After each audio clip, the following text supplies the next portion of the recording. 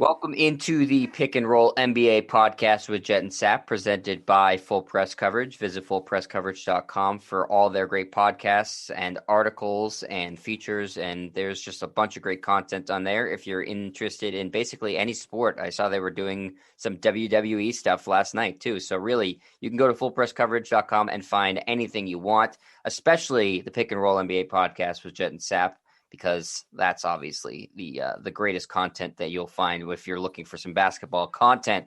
Mr. John Sapichetti, how are you today? How was your weekend? Pretty good weekend.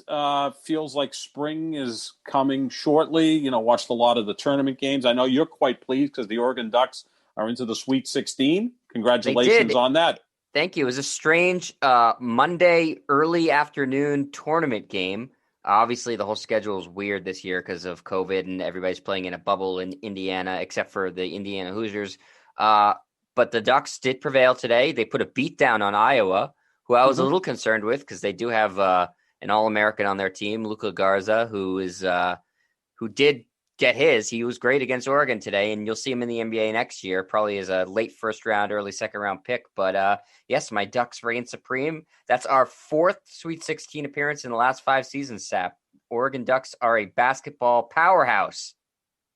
They certainly are, and congratulations. And I kind of enjoy this Friday, Saturday, Sunday, Monday tournament rather than Thursday, Friday, Saturday, Sunday, because they've kind of gone back a day or going forward a day because of COVID. They want to kind of condense it a little bit. But it's been obviously an interesting tournament.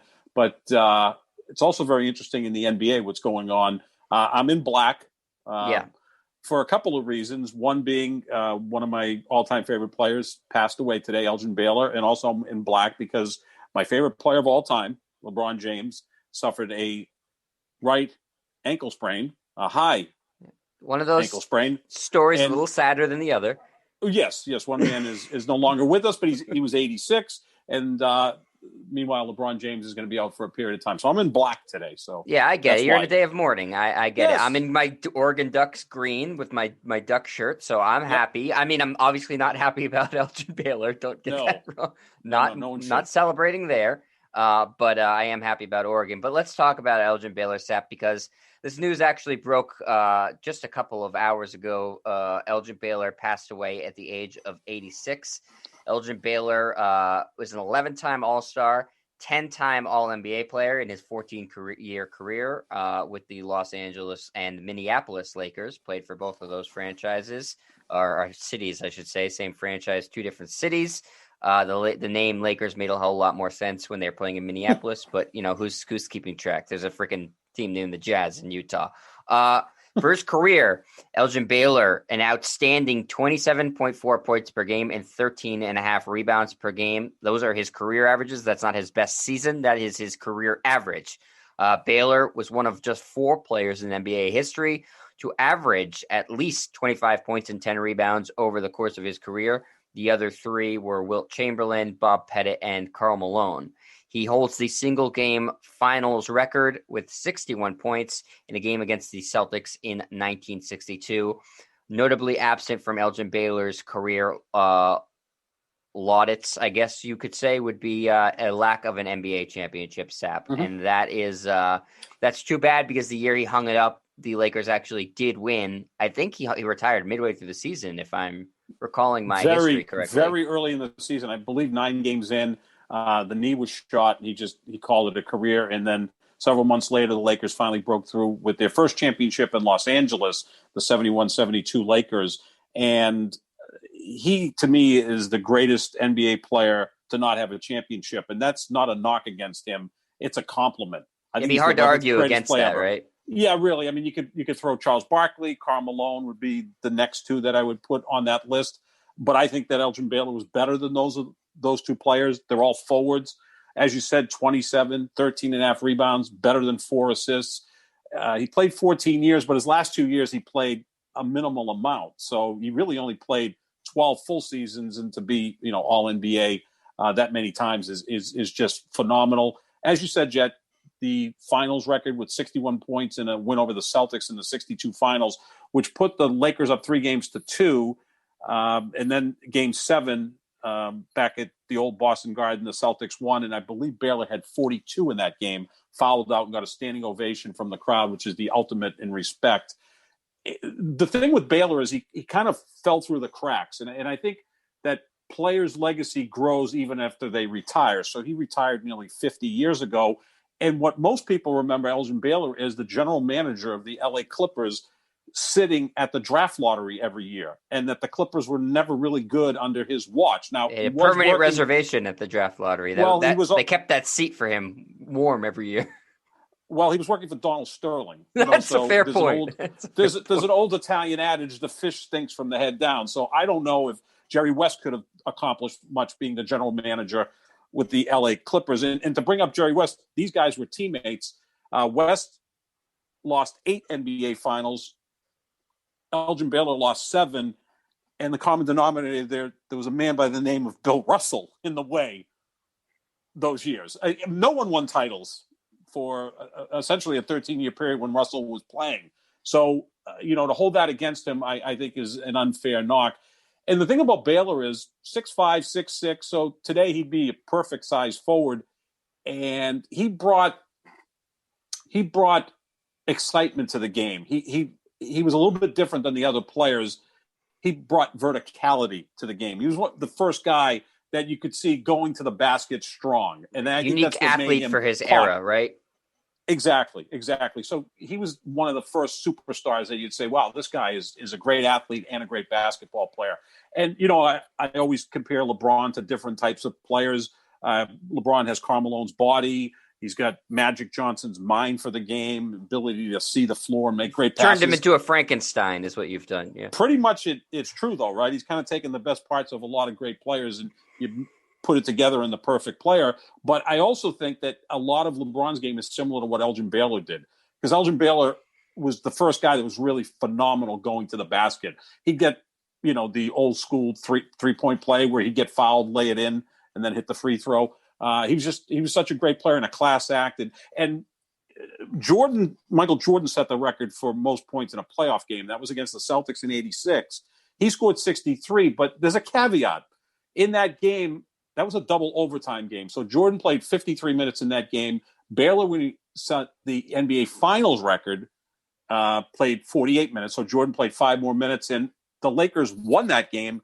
Jordan lost that game to the Celtics, although Jordan was playing with me, you, and 2 other guys against arguably one of the greatest, if not the greatest team of all time. So I just want to always bring that up to people's attention because I think he's a forgotten guy. And may he rest in peace now as he passed away at 86.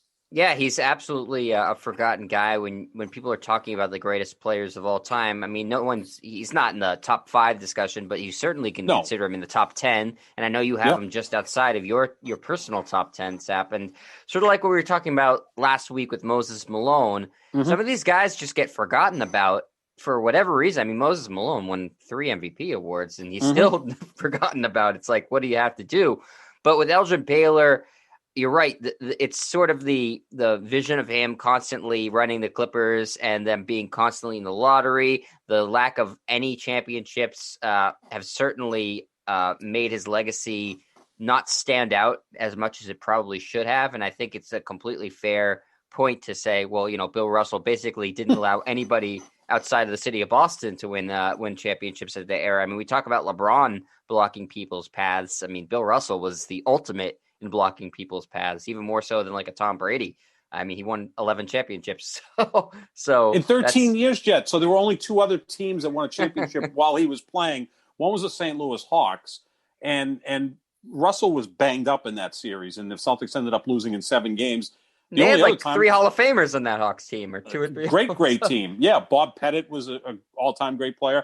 And then in 1966-67, the 76ers won, and they had Wilt and Billy Cunningham and Hal Greer. They had a great team, and they beat the Celtics in the Eastern Conference Finals. Other than that, it was Russell and the Celtics winning championships. So that shut out great players like Jerry West, Elgin Baylor, and Oscar Robertson. 3 all-time great players.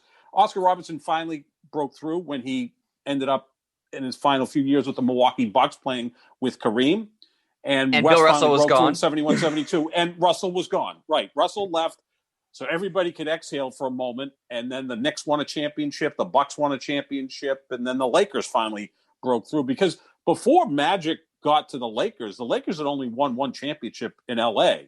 Magic won 5, Kobe won 5, and now LeBron's won 1, and now they're equal with the Celtics with 17 championships. But Baylor, you could almost say, Ted Williams didn't win a World Series, and no one holds that against him from being an all-time great player. They do hold it against you in basketball. They think you can carry a team to a championship, but in that era that Elgin Baylor was playing, it was Bill Russell. He, blocked everybody from winning championships. Yeah. Yeah, that's why he's the greatest defensive player of all time. He prevented teams from scoring, and he also prevented teams from winning. Right. So, yeah, Bill Russell was the ultimate roadblock for all these guys. But, again, Elgin Baylor passes away at 86. And if you listen to old players who played in the era talk about the era and talk about Elgin Baylor, most of them say he was the most difficult player to guard. Yep. And sometimes they even put him ahead of Wilt Chamberlain. Sort of a different skill set. Wilt Chamberlain was just taller and bigger than everybody else. Elgin Baylor was more athletic than pretty much everybody else. Yeah, it's a great point, Jeff, because I remember in 86 when Jordan set the playoff record, 63 points, and it was against the Celtics, and Casey Jones was the head coach of the Celtics, and I covered the Celtics pretty much throughout the 80s, and it was so much fun because after games, the coach would just be in the corner, and I had a pretty good relationship with Casey Jones. So you just go up to him and go, "Hey, Case, you got a couple of minutes?" "Yeah, absolutely." And we do a one-on-one interview. Larry's on the court. He's got this covered. Don't worry about it. Yeah. I mean, he could have done that during the game, and it would have been fine. I saw Casey Jones once sing the national anthem before a game. So that's how relaxed he was with those guys. And he was a perfect coach for that team. Sometimes the coach gets out of the way and lets the stars take over. And then when he needed to push the right buttons, he would. But Casey Jones, after Jordan scored 63, I said, "Well, how do you stop him?" He goes, "You don't stop him like you could never stop Elgin Baylor. You just hope they miss, and you hope that their teammates don't step up. Then you can beat a team like that." And he compared Michael Jordan to Elgin Baylor, which was a huge compliment at that time and still is a huge compliment. Like I say, I think he's, along with Moses Malone, the two most overlooked players in the history of the sport.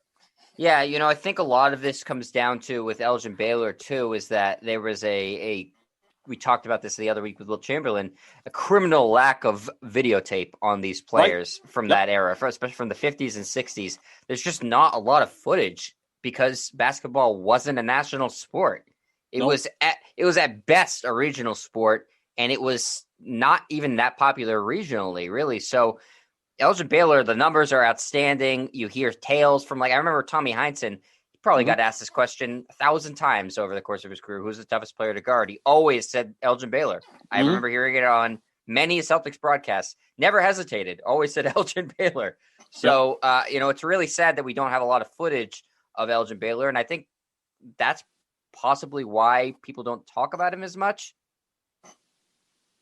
Yeah, I mean, I think a lot of people also think the league started, in 1986 or something. They don't realize that there was a league in existence well before that. So you don't always throw in the all-time great players. I am so pissed off when I go on Twitter and people say, "Well, what's your top 10 list of, all-time great players?" And I have older guys in there. I got Russell at 3. Kareem at 4 is still more of a modern player. Obviously, a lot of people can still remember Kareem. A long career, so. I got Wilt at 5. I got Oscar at 10, and I got Baylor at 11, and I got West at 12. So I've got 5 of the all-time great players in the top 12. And people say, "What are you, crazy? Elgin Baylor couldn't play today?" Of course he could play today. 6'5", 6'6".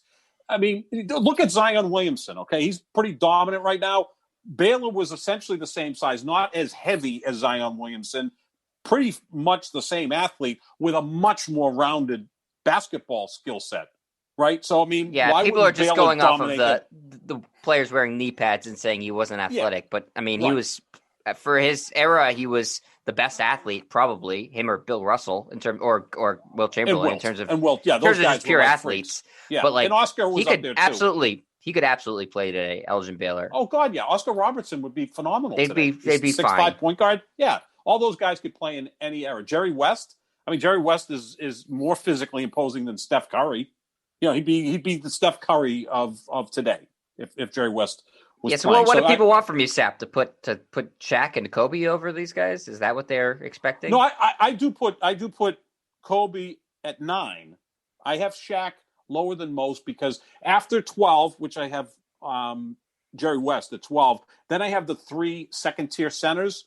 In that order, Moses Malone, Hakeem Olajuwon, and Shaq. Those are my next 3. That rounds up my 15th, and then I've got Durant at number 16, and then I kind of lose track of everything else after that. But you get my point, right? So, no, I have Kobe above West, above Baylor, because the winning does factor in there. He's got 5 championships. He had a long career. He was great. So I put him a little bit above West and Elgin Baylor and Oscar Robertson. But, those guys are all all-time great players. I think in any era, those guys would have been very, very productive.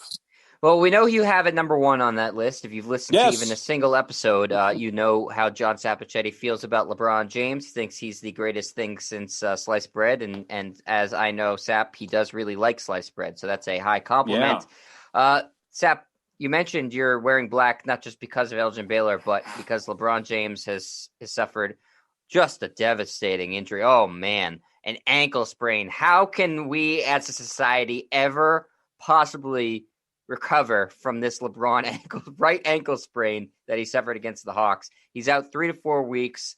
Sap, are you going to be okay? I should be okay. I went to church yesterday. I prayed. And now you sound like Jet Bayless or, Skip Stryer, one of those two, because obviously Skip on the morning show today goes, he's going to be out a week. I thought he was going to come back that day and, continue to play. They're saying 3 to 4 weeks. He is fast at recovering, right? We get that. That's one of the things that makes him such an incredible player. He's Iron Man. He's really only sustained 1 serious injury his entire career, and that was a torn groin a couple of years ago. You and Skip don't think it was torn. You think he just kind of took the season off, which I don't think was the case. I don't think he's taking time off now for the hell of it. Although I think in some blessing in disguise, this could help the Lakers if he gets 3 to 4 weeks off of R&R. And as long as they maintain some place in the top 6 in the Western Conference, they'll be just fine. They also don't have Anthony Davis, who will be back probably in 2 to 3 weeks. So the perfect scenario would be Davis comes back, gets his legs under him, and then a week after that, 10 days after that, LeBron comes back, and now you've got all your guys ready to go for the final month of the regular season, and you ramp it up for the postseason. The danger is if they fall to 7, 8, 9, or 10, then they're going to play in that crazy play-in where the 7 or 8 seed have to win 1 game out of 2. The 9 and 10 seed have to win 2 of 2 to advance to the next round. If you can avoid that, they'll be just fine. Yeah, I've said all year long, it doesn't matter seeding for the Lakers. You want to avoid that because you want to play less games. You don't want to have to log any more games than you have to. And yeah, because of the short format, obviously anything could potentially happen. But I'm not worried about the Lakers in terms of the injuries really impacting their season. Neither the Davis nor the LeBron injury strikes me as particularly serious to a point where it's going to threaten their season or their availability in the postseason. So I think that similar to Davis, but even more under the microscope is that, it's LeBron James and it's the Lakers. And so any injury sustained to him is going to be blown up, sort of, in my opinion, out of proportion. Mm-hmm. It's an ankle sprain. I sprained my ankle many times playing basketball and soccer. 3 to 4 weeks, he could play tomorrow if he really wanted to, Sap. Because how do you know that? Sprain. Are you a doctor? Are you Dr. Yes, Stryer I've had ankle sprains. It's not bad. You're not painful. 6'9", 255 pounds and playing in the NBA. I know you're close to that. You're only about a foot and a half shorter and 130 pounds lighter. But the reaction amongst a lot of people were like he got shot in the ankle. He rolled his ankle, Sap. This is what he said. Nothing angers and saddens me more than not being available to and for my teammates. I'm hurt inside and out right now. The road back from recovery begins now. Back soon, like I never left. Like he twisted his ankle, Sap. Give me a break. This is a little bit dramatic. Jet, when Solomon Hill went after the loose ball, and I'm not saying it was a dirty play. I don't think it was a necessary play. It was not a dirty play. You're probably a big fan of Solomon Hill. He's your perfect guy, right? He scores 4 points and averages 2 rebounds a game in 20 minutes for the Atlanta Hawks, who, does by the all way, the dirty work. Won eight games in a row. The Hawks are because Nate McMillan is a good coach. Oh, God, that's why I want to see your guy Marcus Smart traded to Atlanta. He'd fit in perfect with them. That would be an awesome move for the Celtics and the Hawks to send Marcus Smart to the Atlanta Hawks. But that's a topic for another day. But what happened in that situation is he went to the court and he was howling and writhing in pain, kind of like how Paul Pierce did in the 2008 finals, left in a wheelchair and came back. LeBron did get back on the court, hit a three to continue his 10-point plus streak of 1,064 points. That's important. This is all part of the brand to put together this incredible resume that will prove to everybody that he's greater than Michael Jordan. 2 more titles, and I don't even think it's a discussion. And I think that's certainly in play. But he is 36 years old. So the recovery time's probably a little bit slower than it was, say, 5 or 6 years ago. I've seen him roll his ankle a million times, tie the sneaker tight, and go back on the court. The thing is, it was higher in the ankle. And also, Brandon Marshall on Fox Sports 1, who had a really long and productive career in the NFL, said, LeBron James is such a freak of an athlete that most other players may have sustained an ACL or an MCL sprain. Oh, for God's sake. Well, if you see where Solomon Hill hits him, it's right on that side. The knee kind of caves in a little bit, but LeBron being, Superman, Iron Man, it ended up being the ankle. I think it's a somewhat serious injury. I don't think he's faking it. Do you really think he's faking it? With a chance to win his 5th MVP? I don't think he's faking it at all. I think he's actually hurt. I just don't think it's as serious as it's being made out to be. Those are 2 different things. Faking it and being as serious as it's made out to. Sap, I'm hurt inside and out. The road back from recovery, it's an ankle sprain. Well, it's his ankle. We don't know how he feels. I mean, you're telling me you've sprained ankles and you're playing pickup basketball? Ankles. Well, you only have 2, so hopefully you didn't sprain anyone else's ankle. But it was an intramural league, Sap, not pickup. There was organization. Was this at Oregon, and was Dana Altman was not the coach there yet, right? So you weren't being recruited by Oregon to get them to the unfortunately, Sweet 16. It was Ernie Kent who was not doing a particularly good job. Not good at all. But the thing with LeBron in this situation is that, it's kind of taken him out of the MVP race, because if he does miss 3 to 4 weeks, I think you could probably take him out, unless the Lakers go winless while he's gone, and that kind of really pumps up his MVP case. But I just think that, it's something that's going to happen from time to time. This is now his 2nd injury in 3 years. That's fairly serious, whether you think it or not. So he's going to miss some time. Here's my conspiracy theory. Say prayers for LeBron, and that's why. Here's my conspiracy and that's theory. why I went to church yesterday. I think that LeBron knows to win a championship, he needs to be at 100% in terms of rest and not be totally fatigued. The Lakers won last year in large part because LeBron and Anthony Davis got months off, and as did the rest of the league. But it helped them the most because Davis is injury prone and LeBron has so much tread on the tires. I'm saying he's also the best conditioned athlete in the NBA. I think he can handle. Very well, maybe. But it did help them. It helped the Lakers that he didn't have to be extremely fatigued going into the playoffs. I think he knows that. He's no dummy.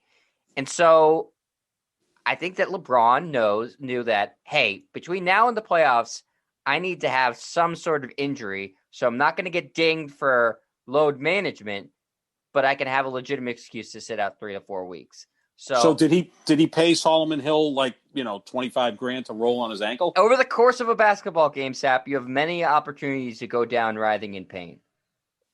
Just look at Marcus Smart. So he does it 3 times a game. He does it all the time, right? So yeah, LeBron is not the only guy.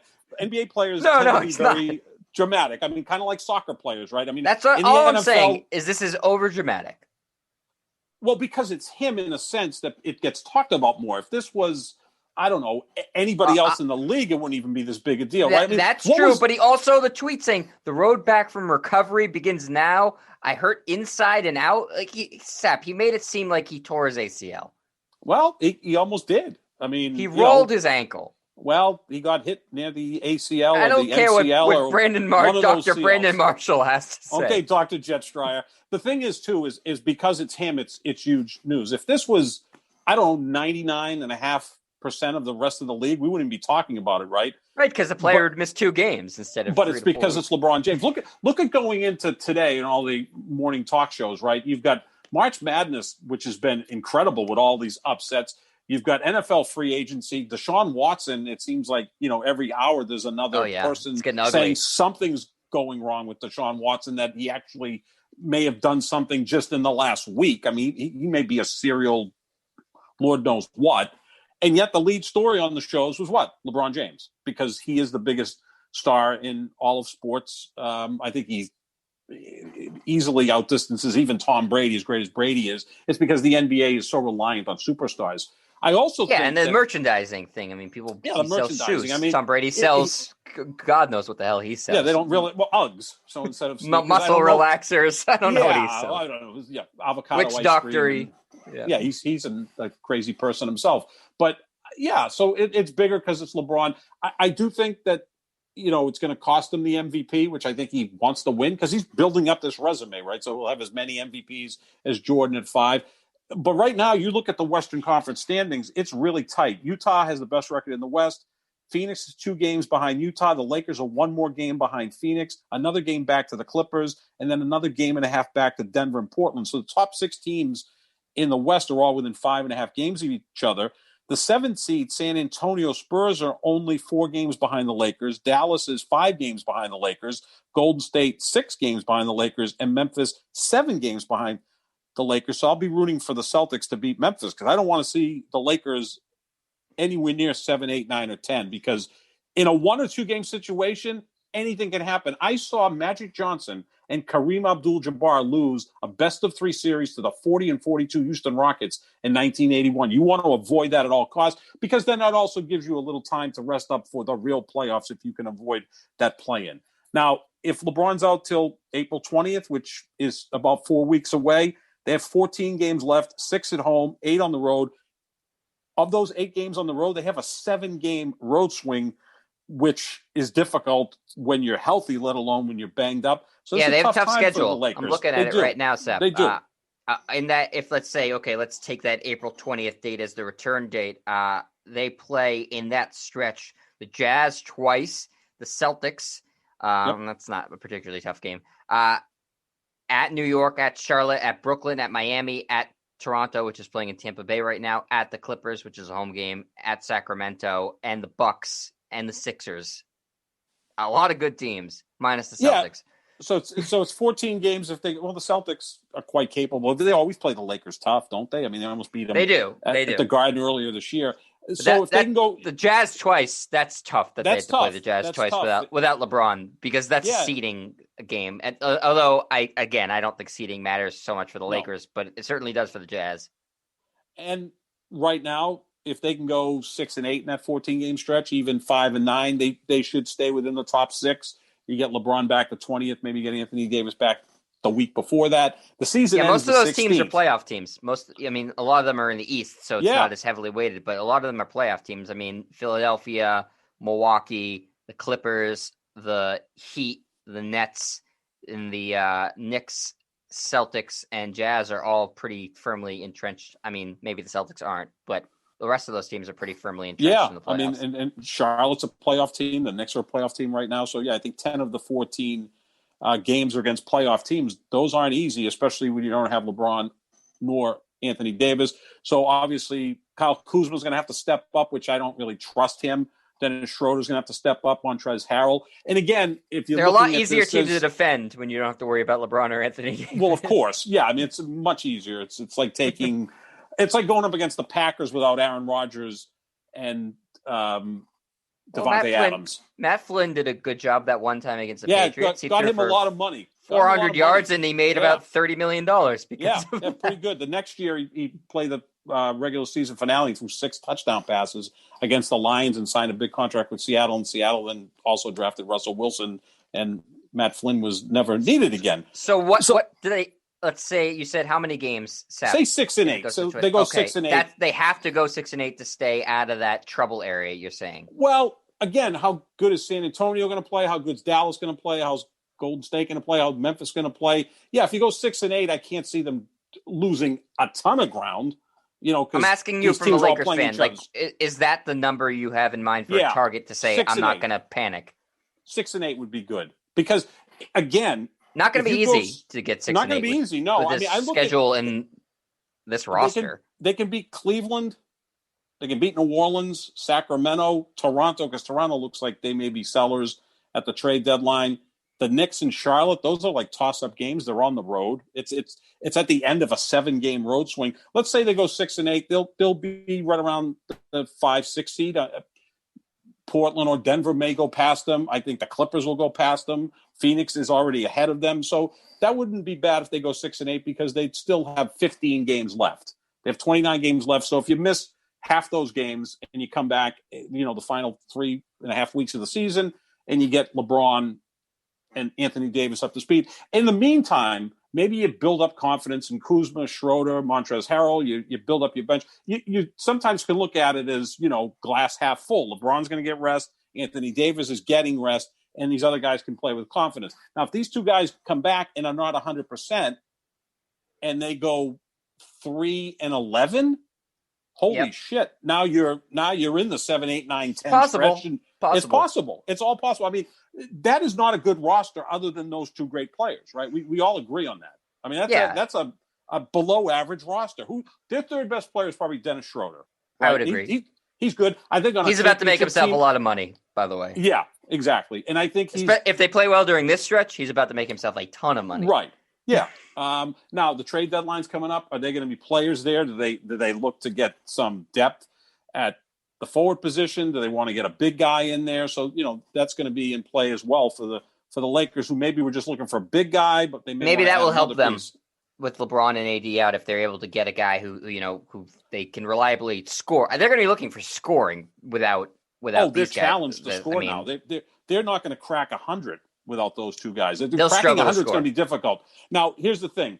I think what the Lakers do at the trade deadline will tell us a lot about how serious these injuries are. If they don't really make a major move and just maybe add a big guy, then you kind of think, okay, LeBron's fine. He's going to come back in a few weeks, and Anthony Davis is progressing. If they panic a little bit, the front office does, Rob Pelinka, and they go out and get Harrison Barnes. I'm just throwing names out there, Aaron Gordon, someone like that.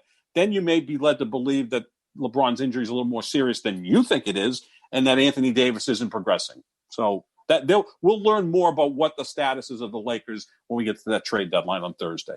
Yeah, and we're going to be doing a show every day this week, so we're going to keep you updated on every single possible trade that's coming down the pipeline as the trade deadline is this week, rapidly approaching. A actual serious injury happened with the Charlotte Hornets. Oh, stop it. A real serious injury. That was a serious injury. An injury that actually will impact a player and actually happened.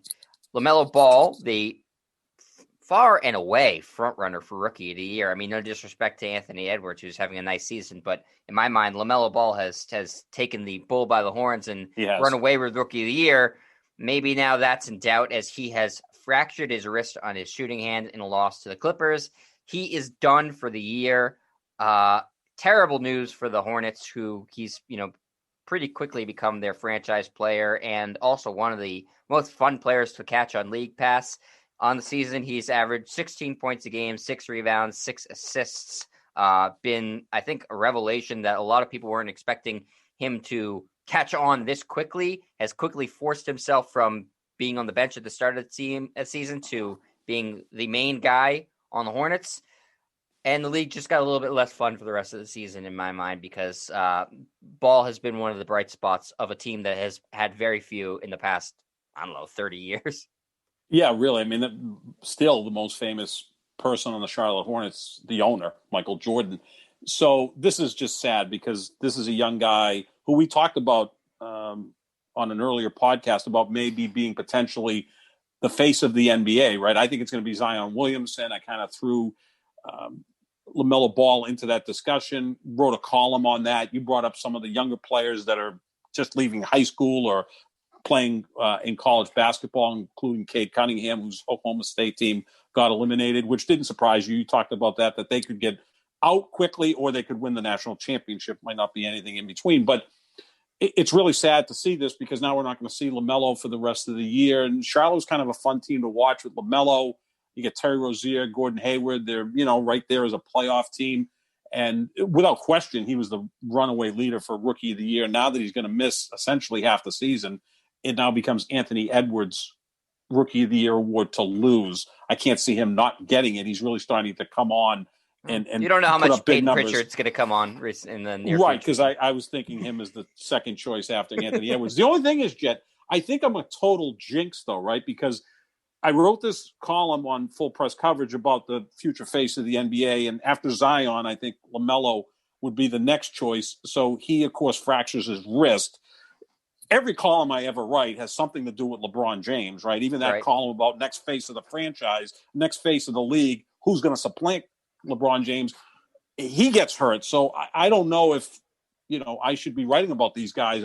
I may be a complete jinx. And maybe I'm hoping there wasn't an Elgin Baylor reference in your last column, because then I'd really be worried. Yeah. I mean, well, remember we talked about, who's the greatest forward post the merger. Yeah, you're starting to frighten me a little bit. Yeah, if it had been, in the entirety of the league, it would have been LeBron, Bird, Elgin Baylor, and Tim Duncan. Those are the four greatest forwards in league history. I'm glad I didn't go there. I went post-merger. I am turning into the Sports Illustrated jinx. So we know that you're good to get people injured, not kill them. At least that's something, you can hang your head on set. Yeah, let's hope that's the case, that I don't get anybody killed. But no, this is sad with LaMelo, because I love watching him play. Look at that rookie year. He didn't even play major college basketball. 16-6-6 in Australia. Yeah, 16-6-6. I think he's going to translate to a 22 to 24 point per game scorer, 8 rebounds, 8 assists. I don't think that's all that far fetched, and I think he makes his teammates better. Which is something that the two stars in Boston don't do, with Jason Tatum and Jaylen Brown. Uncool, unfair, Sap. We're not talking about the Celtics, and you just had to drag them into the in the conversation. Cheap shot. Well, it was just a comparison. That's all. No, cheap shot. I think LaMelo does, though. I think he makes his players better. He's better passer than those two guys, right? Yeah. It's easier to do it from the point guard position, right, than from the forward position to make your teammates better, because you're constantly handling the ball. I don't even know what he is, right? Isn't LaMelo just kind of like a basketball player? But you got Rozier, who's more of a combo guard. And Hayward, they run a lot of their offense through Hayward. That's a pretty fun team. If they could have had one more piece in the offseason, they'll be interesting to watch. And I think what surprised people the most about LaMelo Ball was that he became a really good knockdown three-point shooter. Because people were so worried about, his brother, and the shooting motion isn't necessarily fluid, but on the season, 37.5, which puts him well above league average. That's a excellent three-point shooter at that 37.5 mark. Free throw shooting just around hovering around 80%. Basically did everything well. I don't know what more you could ask from a rookie season from a top pick. In my mind, he's putting in one of the better rookie seasons in recent memory from a player, especially from a player who I think people thought was going to have some growing pains coming into the NBA, and it was going to take some it took him no time to get adjusted to it. Right away. He wasn't playing a lot of minutes early, and he kind of forced his way into getting up to close to 30 minutes per game. Love the player. He's already better than his brother, wouldn't you say? Yeah, he's more explosive, without question. I like Lonzo. Lonzo's skills are very sublime. Like, he's a really good defender. He's got a great feel for the game. He's actually improved his three-point shooting. And I think he could be a name at the trade deadline too, Lonzo Ball, because New Orleans has kind of underperformed this year. So his maybe they're going to move on from him. Jettison him from New Orleans. He's wasted no time trying to get him traded. Poor Lonzo, because he's the oldest of the three sons, so he has to put up with all of that with his dad chirping. And I do like his dad. I do like LeVar Ball. He's great for us, obviously. He's gives us endless content. But LaMelo, being the youngest of the three, as is the case oftentimes when you're the youngest, and I'm the youngest in my family, by the time you come along, your parents are a little older, they're a little tired, so they don't put as much on you. You're the oldest in your family, so you had to kind of live up to that, before, say, your younger sister. So there's a different dynamic there. I would think Edwards now is the front runner, though.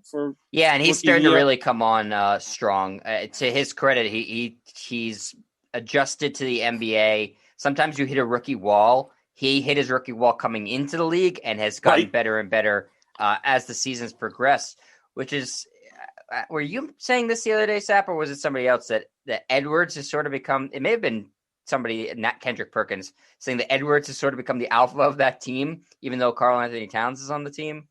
I didn't say that, but I could see that. Probably it was Perk, because Perk is so great on TV, and he's not afraid to say things. It wouldn't take much to be the alpha on that team, because Karl Anthony Towns has a more docile personality than even Anthony Davis. Like Anthony Davis is probably more gifted than Karl Anthony Towns because he's a better natural defensive player. Offensively, Karl Anthony Towns takes a backseat to no one among the big men, but they're both kind of laid back, calm, really good kids.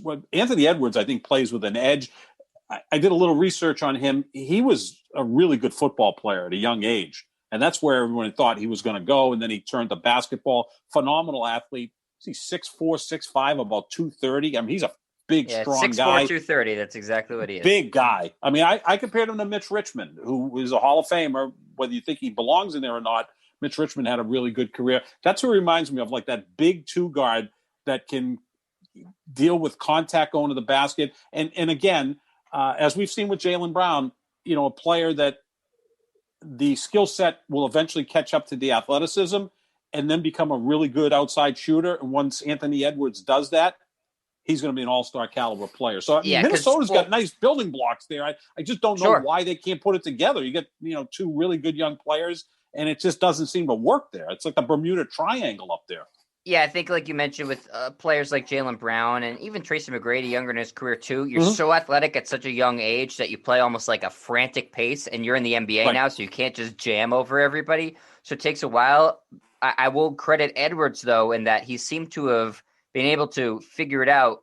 In March, Sapp, this has been his scoring numbers, 19, 27, 21, 34, 29, 42, and then he had a stinker the other night with 11 points. But he did have 10 rebounds in that game. So scoring numbers have really started to tick up. On the season, he's averaging almost 17 points a game, 4 rebounds, 2 assists. But the scoring is really starting to pick up its pace as he, again, put up a 42-point game. I think he was the third youngest player in the history of the league to put up a 40-point game.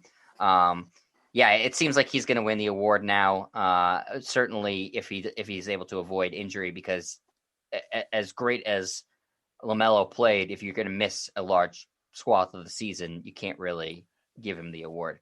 Yeah, it was like last year. Remember, people were saying Zion should win the award, but he missed like 30 games. Yeah, it was ridiculous. Can't really be that case. And it was John Morant who deservedly won it. I think Anthony Edwards is going to win it this year. But back to the beginning of talking about LaMelo Ball, let's just hope he recovers from this, which I'm sure he will, and be back as good as ever next year. The one thing I would be concerned about with him is it's a fractured wrist on his shooting hand, and that's he came in. Listen, I gave you the numbers. He's been great shooting this year, but he came in with a reputation of not being a good shooter, and you shoot with your wrist. So that could be tough in terms of his shooting. It shouldn't. His athleticism and his playmaking skills shouldn't be altered, but maybe it takes him a little while to get back to that 37.5 mark from 3. I would also imagine right now the Hornets are in the 8th spot, just a game up on the Pacers and the Bulls. I would imagine they fall out of the playoff race completely now. Probably. You'd say that's safe to say. Yeah, although the bottom part of the Eastern Conference is just so bad, and if Orlando starts selling off pieces and some of those really suck teams in the East, you could get in with a losing record, at least make it into the 7, 8, 9, 10 stretch. Yeah, well, right now, so Charlotte is 20-21. Right behind them are the Pacers, who are 19-22. The Bulls are also 19-22, and then the Raptors are 17-25, and the Cavs, I guess, are 16-25. Wizards 15-26. It looks like those teams are out of it, but certainly I'd say Indiana and Chicago, maybe Toronto, depending on what they do at the trade deadline, could certainly oust Charlotte.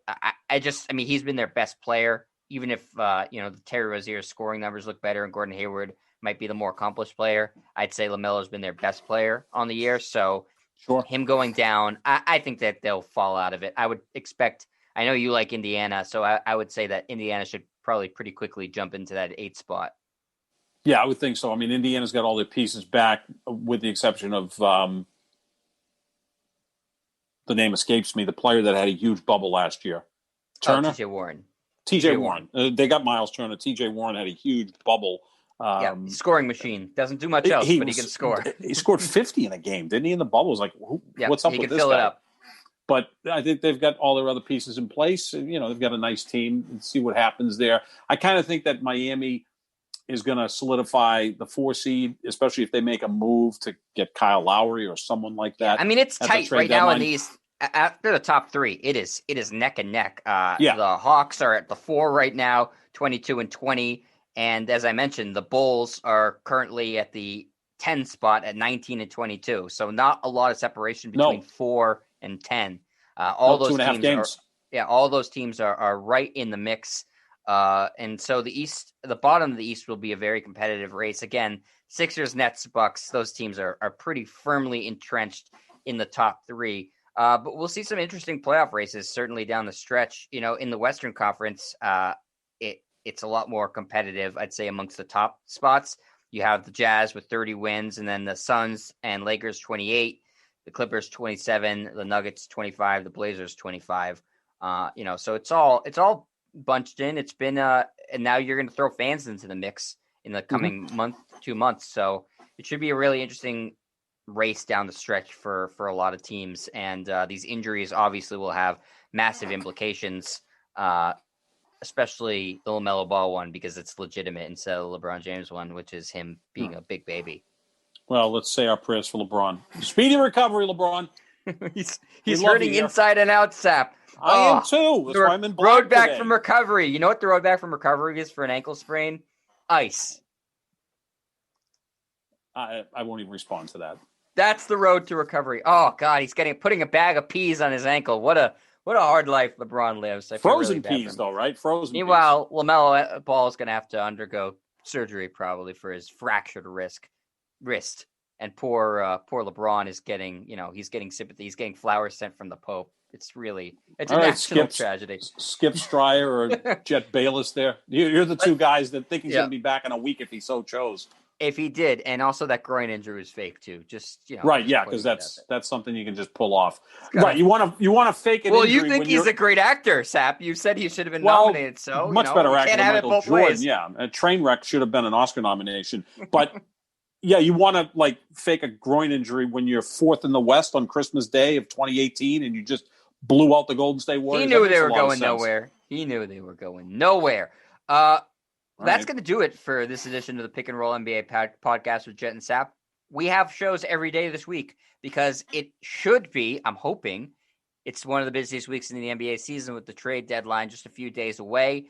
We will be coming at you every day with the newest rumors, innuendo, wild speculation about possible trades, possible buyouts, which teams are involved, which players are involved, and give you our thoughts on that and see what shakes out. Because a lot of, as I said, because it's so tight with these playoff races, you would think every team will be on the phone right now. I don't think any team is looking at the roster and saying, we're fine. We're not going to even explore anything. We're just going to stand pat. No, even Utah, which has the best record in the NBA, if they are real serious about making a run, they need to get a good wing defender, because in the end, you got to beat the Lakers at some point. They don't have a really good wing defender.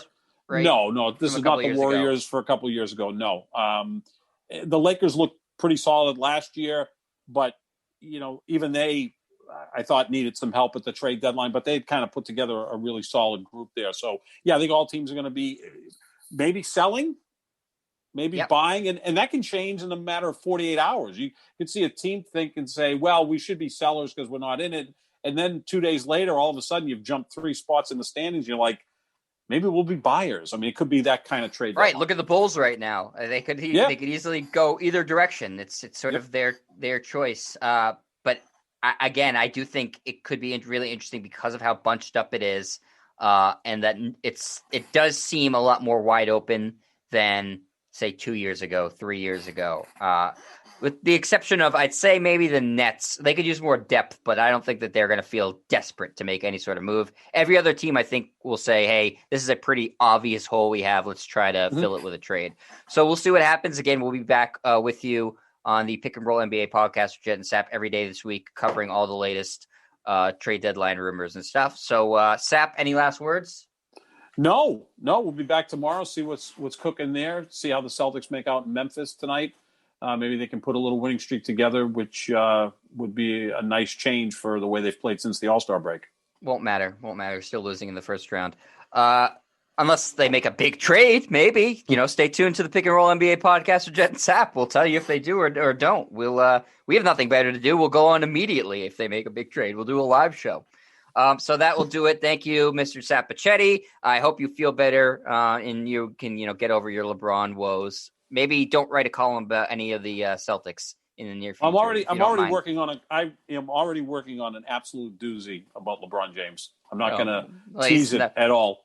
He's never coming back if you're writing a column directly about him. Look what you did. Indirect column, ankle injury. Direct column, might be out for the season. This is looking forward to many years down the road for LeBron. Man LeBron. Yes. Again, we are the Pick and Roll NBA podcast with Jet and Sap, presented by Full Press Coverage. Make sure to check out our podcast on their website, fullpresscoverage.com. We're also on Spotify, Spreaker, YouTube. We tweet out the links every time at John Sap 25, JOHNSAP 25 at Jet Stryer. And check out the podcast. And we will talk to you tomorrow. Enjoy your night of basketball, everybody. And stay tuned for trade deadline information. See ya.